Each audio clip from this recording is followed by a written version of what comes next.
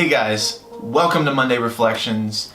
Today we are in Exodus chapter 7 verses 1 through 7. This is the text that we were in yesterday at Avenue South. We see Moses and the Lord conversing.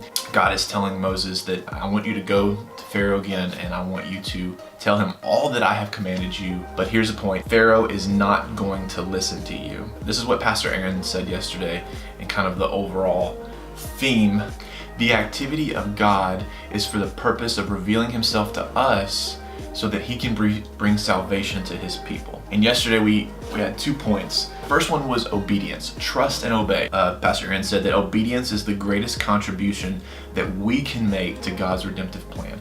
It's simply just to be obedient to what God asks us to do. And that's what Moses did. The Lord told him what to do, and Moses obeyed. Now, that doesn't necessarily mean that everything's going to go according to plan just because he obeyed him. How many times do we have this expectation in our mind of, okay, well, if I obey, let's take tithing for example. If I give 10%, I have this expectation that God's going to bless me 100-fold, and I'm going to have $1,000 in my bank account randomly.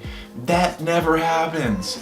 It never happens. We always have these expectations of God, of what he's gonna do because we're obedient. We've obeyed and we're like, okay, this is what's gonna happen. We have this expectation, then it goes sideways and we're like, what?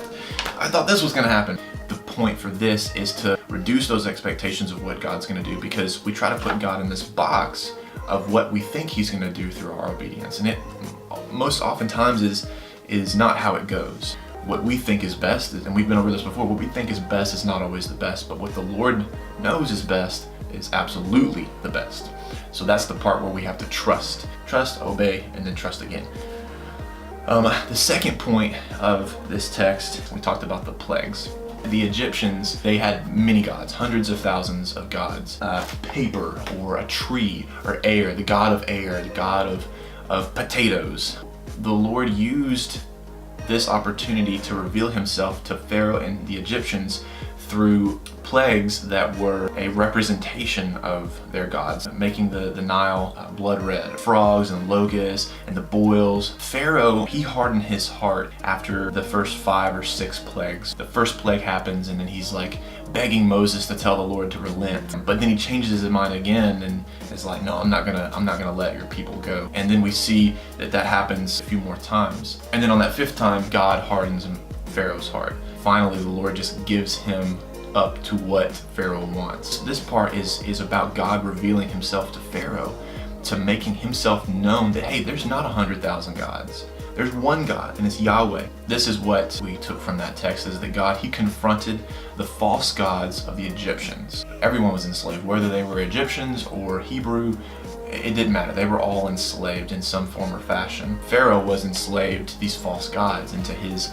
ego and to his power. He was enslaved to all those things. And so God confronts all of these false gods through the plagues to liberate these people, to liberate the Egyptians, to liberate Pharaoh. And God will do the same for you and for me. Like, ask yourself, what false gods in my life that I've made an idol that are above the Lord? There's things in our lives that we're enslaved to that we don't even know it. And so this is my prayer, and I encourage you to make this your prayer, to ask God, what is it that you want to reveal to me? What are the false gods in my life? Reveal those to me and break me free from those things. Break me free from those things that I'm enslaved to that I don't even know I'm enslaved to. And I promise you that he'll set you free and he'll remind you of who you are in Christ already. We'll see you next week. Make sure you like this video and you subscribe. I'm posting these every Monday. Everything that I'm learning at church and I'm chewing on throughout the week, and I hope that these videos are an encouragement to you and that you as well can chew on them throughout the week. So see you next week.